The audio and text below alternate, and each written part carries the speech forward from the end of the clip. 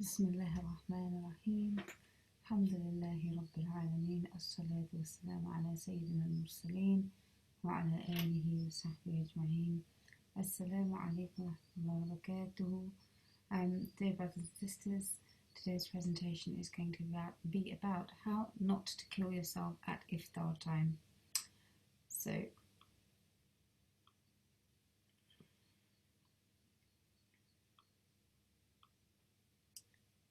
this is obviously a big problem.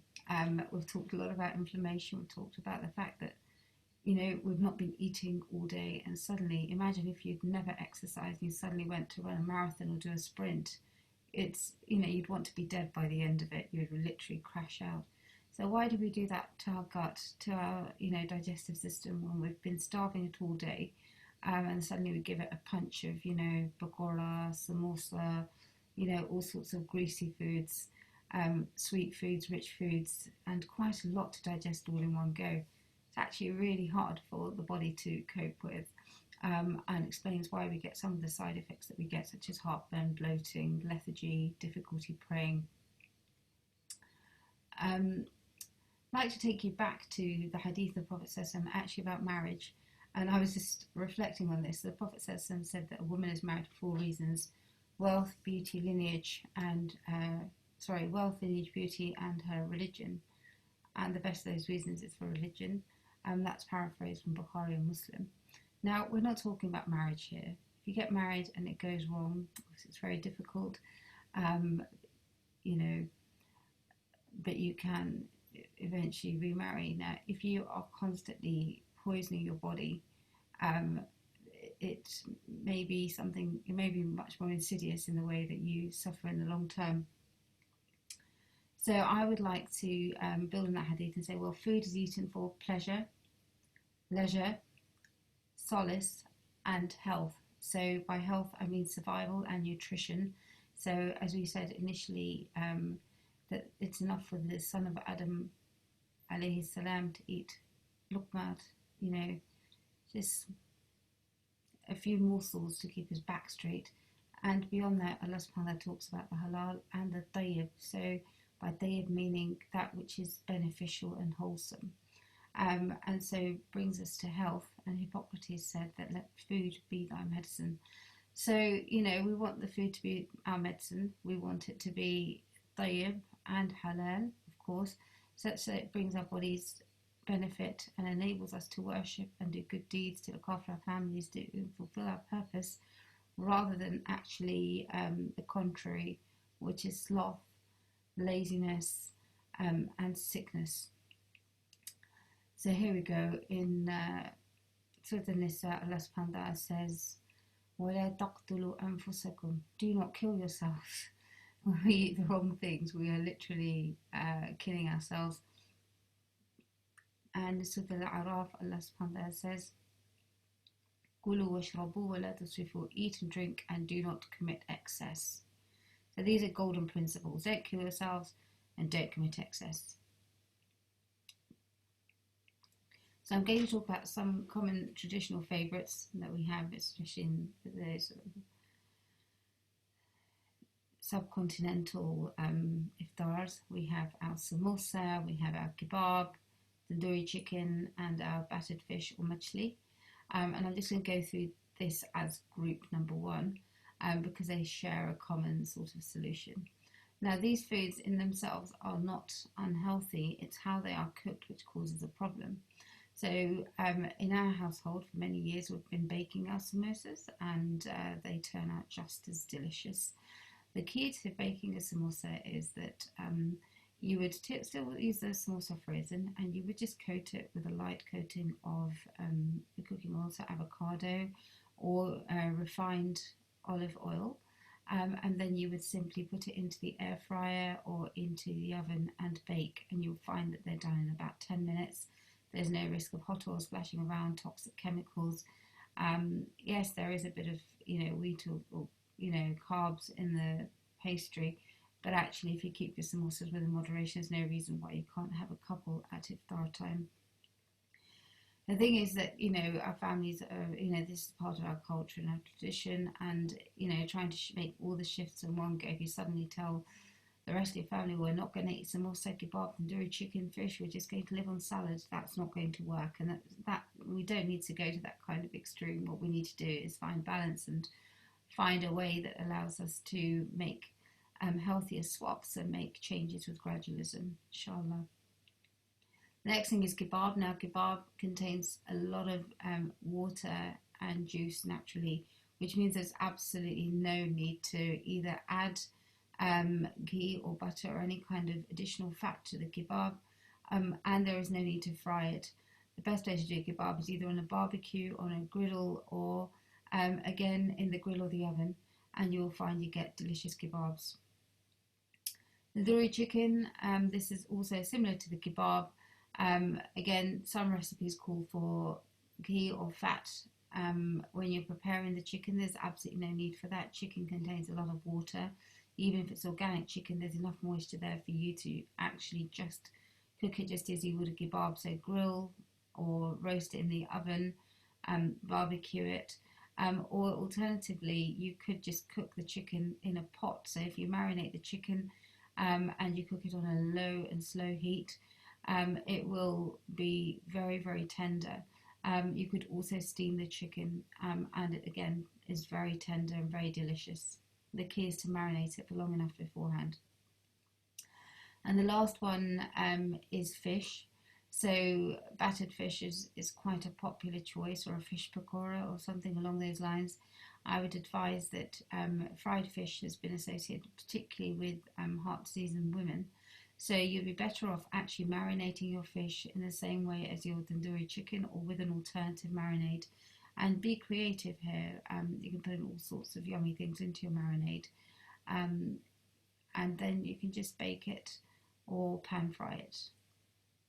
But certainly please don't deep fry your fish. I would suggest that you steer clear of battered fish. In group number 2, we have the shami kebabs and the pakoras. And I've had to put these separately because these particular specialities are very difficult to prepare without deep frying. And deep frying is actually kind of off the list. It's off the options because, one, it causes a lot of chemical reactions in the food, in the oil, and it's the kind of temperature at which you're cooking. So really you want to avoid deep frying food, but shallow frying is fine. So what I would say from that point of view, with the pakora or a shami kebab, there are two options. You could try and shallow fry the shami kebab. It's a little bit tricky, but you'd keep the oil slightly thicker in the pan, and cover it with a lid and then turn it halfway through. The alternative that I find good with shami kebabs and pakoras is that if you do start off by deep frying, so you have a slightly larger, like a wok, and you put your oil in there, and then instead of cooking it all the way through, as soon as the external surface starts to firm up, you could remove them from the pan and put them into a grill or an air fryer. And what you'll find is that it'll cook all the way through without the added, harms of being stuck in a deep frying pan for any extended period of time. And that actually works quite well. They come out nice and crisp and very delicious. The other things I have here are chana chaat, aloo chaat, samosa chaat. Chaat is very, very popular, and it's not really a problem unless you have a lot of carbs in it. So really, the potatoes that we've discussed before. And I think I have given a recipe for a chana chaat without potatoes elsewhere, which should be coming soon, inshallah. Again, with samosa chaat, you have all the samosa bits, which I would suggest to you minimize, because they are usually deep fried and they are high in carbs. So unless you're going to take out carbs from your meal, I would suggest that the best form of chaat would probably be a fruit chaat or a chana chaat. Those are probably your best options, and try and take out, where you can, the potatoes or the samosa bits, unless you can absolutely minimize them. And again, then we have dahi bhade, same sort of problem, because the bhade that go into the yogurt are deep fried. So I would say you manage them as a pakora, so put them in and pull them out quickly and then bake them. And then you can, put in whatever you would normally put in. So your yogurt, your onions, your spices. and you could have that. So what is the best way to break the fast? So we need to understand what is happening when we're fasting. When we're fasting, the blood supply from the gut is diverted away from digestion, and it's reinvested in healing processes such as detoxifying the body, removing poisons, chemicals, toxins, all those things that we've been putting in. So it's like a holiday, it's giving the body a break to rejuvenate itself. We've got cells that are being renewed, we've got tissue repair, healing the microbiome, which is your gut bacteria. As I said, fasting for 3 days consecutively is associated with turning over of the blood cells in the immune system. So some of these benefits are more likely to happen a few days along the line, and it's not clear that they necessarily happen within a 12 or a 16-hour fast. But nevertheless, the body has had a rest, and if you decide to go and suddenly, run or exercise without warming up, you would also feel it. So the principles for breaking the fast, very similar to what we've discussed before. Hydration is the most important thing. You need to aim for about 2 litres of water between your iftar and your suhoor time. Ideally, you could go for something like coconut water. And there's been a little program on super smoothies that you could incorporate. You would obviously have your dates as a sunnah, and these will offer you simple carbs and energy as well as amino acids straight after breaking the fast. After breaking the fast, you do want a light starter, something that's nutritious and easy to digest. So in this category, you would have freshly made fruit and vegetable smoothies, ideally organic because you don't want to overload your body with pesticides at this time. You could go for a fruit salad. You could go for bone broth, which is also known as yakhni in the Urdu culture, and other cultures would have something similar. Or you could go for a vegetable soup, so the vegetables are cooked through and easy to digest, but also offers you hydration. Fermented foods such as yogurt, kefir, sauerkraut are also a good choice because they fill the gut with healthy bacteria which support the digestive system. You could have leafy green vegetables and lettuces such as spinach and kale and such like. Cooked vegetables are absolutely fine, and you could certainly add in healthy fats such as coconut oil, avocado oil, olive oil, grass-fed butter and ghee at this stage. But I would suggest that you keep things very simple. You would then remember not to overindulge at that time, so keep it quite straightforward. Keep a third of your stomach for air. Chew your food properly. So that means for every morsel that you take, chew it up to 30 times so that you've digested it properly. And as I said before, when we start to involve the family in preparing the meal, that digestive process actually starts even before we get to the table, so we make better choices, we're less ravenous, and it bonds the family together. I would also suggest we then break for Maghrib, so take a 10-minute break for Maghrib or 15 minutes, whatever you require, and then return for the main meal. It takes about 10 minutes for your body to register whether it's full or still hungry, so it allows you then to eat mindfully and eat properly.